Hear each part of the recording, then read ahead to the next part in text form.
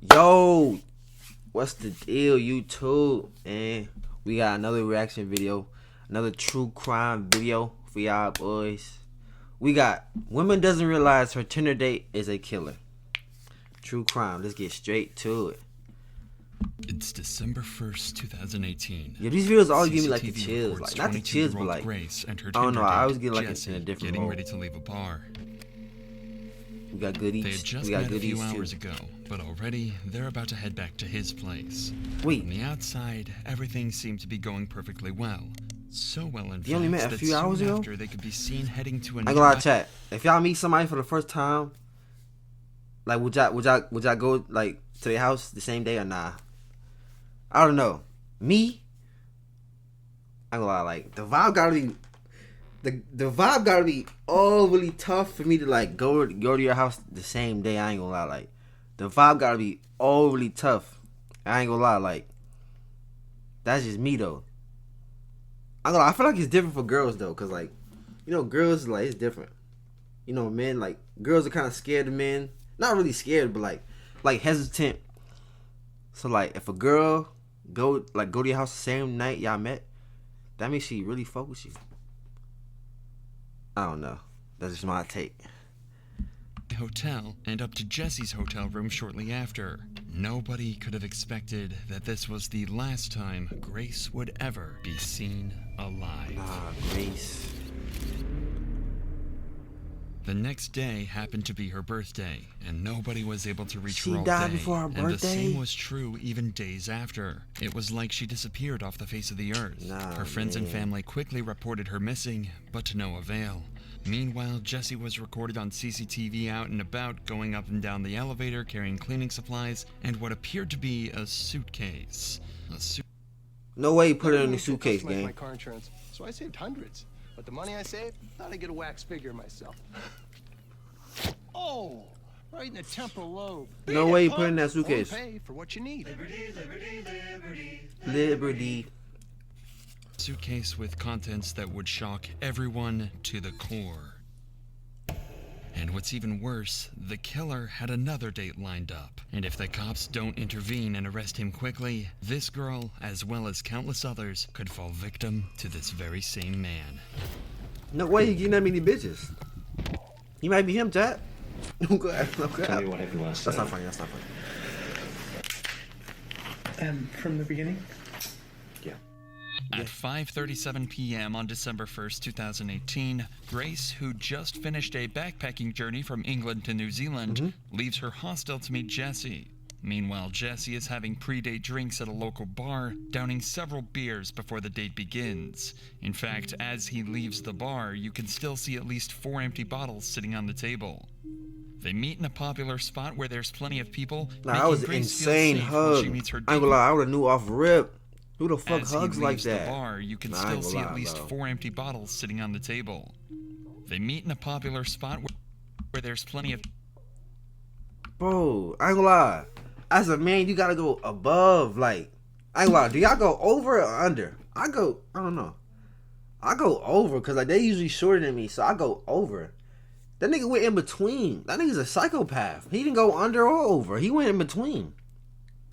Nah, I would've knew off rip. He's a weirdo. That nigga went for a hug like these. Bro, what the fuck? Get away from me. I would've knew off rip. He's a weirdo. people, making Grace feel safe while she meets her date for the first Nah, I time. ain't gonna lie. But this will be a false sense of security, as Jesse has Me personally, no I would've plans gave a to side try hug anything for the first- untoward in public. the He's first- going to wait until they're alone. Personally. Suspecting nothing, Grace accompanies Jesse to a bar where they drink together for over an hour before they head for a Mexican bar at 7:15 for more drinks. And yet another bar named Bluestone Room around 8:30 p.m. 3 bars? This will be where Jesse tries his luck and sees if he can get a little closer to Grace. At 8:54, they share their first kiss. Oh no. This is when Jesse takes a trip to the bathroom and where Grace sends her very last message to anyone. this shit. I know his telling breath her had to friends be that kicking. It's going amazingly well and that she just clicks with him so well. It's going amazingly. She's probably excited to spend the night with a man that she genuinely likes. No, she could have had man. no idea that instead, he was about to end her life in one of the most horrific ways possible. I wish you had bought him. The next morning, Grace's phone starts to receive a ton of messages. It's her birthday, and there are plenty of friends who want to send her their best wishes. Each and every one of these messages goes unanswered. The first sign that something is wrong is at 8 a.m. when Jesse enters the very same elevator, this time on his own, throwing the camera a suspicious glance. If you think he's just getting the birthday girl a morning coffee, then think again. During that night, Jesse killed Grace by strangulation, and now he's going to try and do everything he Why? can to cover up his crime, and he needs to do it quickly, because he's already got another potential victim lined up.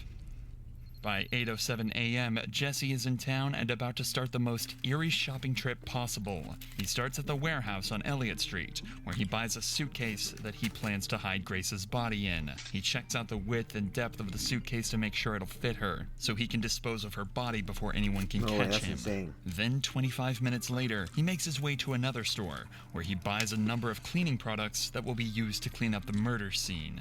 Then he returns to his apartment for a number of hours, reappearing at 10:42 a.m. before he jumps in a taxi and Apex car rental where he rents a car. But it's what he does next that's truly shocking, and puts pressure on the cops to discover and solve his murder as quickly as possible. As Grace's body lies in the apartment, Jesse goes on a date with another girl he'd met on Tinder. Given that he has all the equipment ready to hide one body, it's speculated that he planned this to be his second victim of the day. As he arrives at the bar, Jesse is wearing exactly the same clothing that he wore the night before, possibly the same clothes that he wore when he killed Grace. We are not sure whether Kempson was as pushy in his initial messages to this girl, but what we do know is that the conversation he struck... Wait, time out. No, wait. Okay, it's okay. Boom. He could have... One day. Oh, that was the same day. He met her and killed her the same day. The next day, he with another girl. So he had 2 days back to back. This is his second date. The next day, my nigga got bitches. Let's be real. No cap. The nigga got bitches. 2 dates in 2 days. I'm playing. My fault. Up with her during the date not only brought up some major red flags, it downright terrified her. Allegedly, he wanted to talk to her about where to hide a dead body from the police. What? Right away, the date is over, and this girl's instincts may have just saved her life. It's hard to imagine the horror that she would have felt when she learned the truth about the man she just walked away from, certain that he likely had the same fate lined up for her as he did with Grace. At 8:56 p.m., we can see Jesse carrying a piece of equipment back to his apartment. More precisely, it's a carpet cleaner, and he's going to try and use that carpet cleaner to try and remove any trace of Grace's presence at his apartment. He's even got 2 bottles of cleaner in his hand, making sure he's got enough to get the job done. 30 minutes later, and we're greeted with the product of all his hard work. He's about to try and hide the body. He reappears in the elevator with a trolley carrying several luggage bags, one of which is the suitcase that he'd bought earlier that morning. It's way too heavy to carry, as inside is Grace's dead body. Of course, he can't walk through the streets with this amount of baggage, which is exactly why he hired the rental car. Minutes later, he's loading the rental car with all of the baggage, ready to make the next move in his attempt to cover up this murder, hiding the body in a place he thinks no one will find it. The next morning at 7 a.m., Jesse buys a shovel and heads back to his apartment, where he collects some clothing to take to the dry cleaners, destroying more potential evidence of his crime. But he's not done there, as he stops off at a random trash can, tossing a large trash bag inside. Then Jesse takes his rental car for a deep clean, paying particular attention to the rear of the vehicle, where he had stashed the suitcase containing Grace's body. Oh, come on. And with that, his work was done. For the next 2 days, Grace's family and friends go through turmoil. Nobody has heard from her. She hasn't posted on any social media, and she isn't answering either of her 2 phones. Her family report her missing to Auckland police on December 5th. Grace's father, David, even flies to Auckland and makes a heartfelt appeal for his daughter's safe return. Grace has been missing for several days. Well, he's a cop, but that's a cop. Extremely concerned for her welfare. Do anybody who's seen, spoken to, or come into contact with Grace, come forward and contact the investigation team. With so much media coverage at the time, Jesse likely saw her father's appeal, and yet the family's pleas went unanswered. But Auckland police are about to use various methods to track Grace's last movements and find their main suspect in her disappearance. They're able to find out she was on a date with a mystery man, and after poring over hours of surveillance footage, they find the last person she was with, and track him back to his apartment. At 3 p.m. on December 5th, the cops turn up at the City Life Hotel, but they almost miss their man, as he eyes them in the lobby when he approaches the front door. Jesse thinks if he casually strolls away, he won't be noticed. But these eagle-eyed cops don't miss a trick and quickly apprehend him before he can make an escape. At this point, the smartest thing for Jesse to do is to own up to his crime, maybe try to play it off as an accident, and face the consequences. But he's not going to do any such thing. In the interrogation room, he plans to lie his way out of this. But he's completely unaware that the cops have already seen every move from the night of the murder and have about as much evidence as they could possibly ask for. He over with. At the start of the interview, he has no reason to lie, as he's just recalling the events before the murder. Tell us about Grace. So I was talking to Grace on Tinder. Yeah. We'd matched on Friday. I saw that we'd matched the next day on Saturday. And then we met at Sky City. And then we decided that we were going up to Andy's Burger Bar, which is on the first floor. Wait, but how long were they talking to him before they went on into Tinder? this interview, Jesse becomes entangled in his first lie, as he claims Grace was the one pushing for a date, when we already know he was the one trying hard to meet Grace in their initial messages. Whose idea was it to go to that particular burger place? Me, because I didn't initially know that she was real. What? What do you mean? Well, there's a lot of... So have you heard of catfish?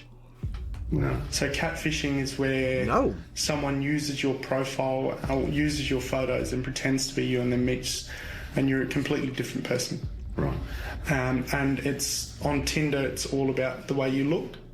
And so if they use more endearing photos, you're more likely to swipe for them. Okay. Yeah. How does meeting in a public place sort of protect you from meeting someone who's not as good looking as... Well, there's security there. So if she wasn't who she said she was, at least in my mind, I'd feel safe. When Jesse is confronted with evidence from surveillance cameras, he continues to lie, digging a hole for himself that he's going to struggle to escape from. No. I go down Victoria Street, straight down to the bottom, and then hang a left, and I head towards the viaduct. You go to the viaduct a bit? Yeah. Yeah. Yep. You've kind of walked in a bit of a funny direction if you were planning to go to the viaduct. Well, it's the direction I normally go. Yeah. It's I mean, I'm just sort of saying, like, if you were planning to go to the viaduct. I normally go down Queen Street and then cross at the bottom of Queen Street, go through the containers, and then walk along the wharf. Yeah. Is there a particular reason you would kind of do that? I feel safer down that way. The cop obviously suspects something strange here. Jesse's behavior and responses don't seem to line up or make sense at all, and if Jesse is lying, it'll only take a good few questions to throw him off completely. So the cop starts to apply the pressure, sending Jesse into panic. I actually don't know if she's been murdered or not yet. She may be alive and well. Okay. But she might also be dead. Okay? And it could be that you've done it. He's panicking. He's panicking. He's standing up and he's panicking. Hey, I just want to ask a question. Am I being arrested for something I didn't do? You've been arrested. He's panicking, Jack. Holy. He's not being arrested just yet, but Auckland police are convinced Jesse is either behind Grace's disappearance or is at least involved. And the more they investigate this case, the more evidence they find to suggest Jesse is the one responsible. It's not just the surveillance footage that helps solve this case. Remember the new suitcase and cleaning products Jesse bought the morning after? Well, believe it or not, they were all bought on Grace's credit card. They say if it's too good to be true, he's it must finished. But at WGU, you can get your degree with the same accreditations as the large universities. He's why over finished. 95% of employees. Nigga, what? As well. There's no way he's talking. There's no way he thought he was getting away, right? Bro, that nigga is finished. Bro, turn yourself in. Hey, man. Bro, how do you fight that, gang? Like, bro. Bro, have a good night. You're going to jail. Have a good night. You're going to jail, bro. He's finished. That nigga is over. He used her, nigga. GG's. There's nothing else Was to an talk extra about, man. night's stay at the City Life Hotel. In fact, it's very possible he paid for his second date on Grace's credit card. An extra day at the hotel should give Jesse time to clean up the mess. But it's going to take more than a carpet cleaner to get rid of the evidence. When police search his apartment, they find traces of Grace's blood. The credit card payments, the witness testimony, cell phone locations placing Grace and Jesse together, and the staggering detail found in the surveillance footage backed their suspect into a corner, and in his second interview on December 7th, they left Jesse no choice but to confess. A confession that would soon lead into one of the most interesting but troubling defenses ever used in court. Why They though? were talking to me about 50 Shades of Grey, Okay. which is a sex fantasy movie that's out. We started having sex. At first it was just normal. It was very placid. And then she asked me if we could get into bondage. And then all I remember is falling asleep in the shower. I need to stop. I need to go. Would you like some fresh air? Yeah, please. I was in shock and I didn't know what to do. I went downstairs and I was just, I don't know, I was all over the place. I didn't believe what had happened. I was just terrified and scared. I thought that she had gone. I thought she had left. Pathologist, specialist doctor will perform a post-mortem. Yeah. They're very skilled at establishing people's causes of death. Do you understand that?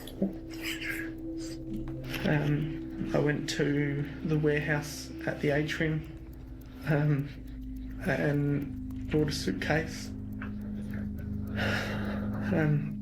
I went back and I was just in shock because it just didn't seem right.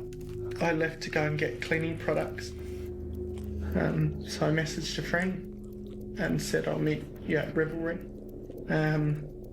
After finishing drinks with her, I got back to City Life.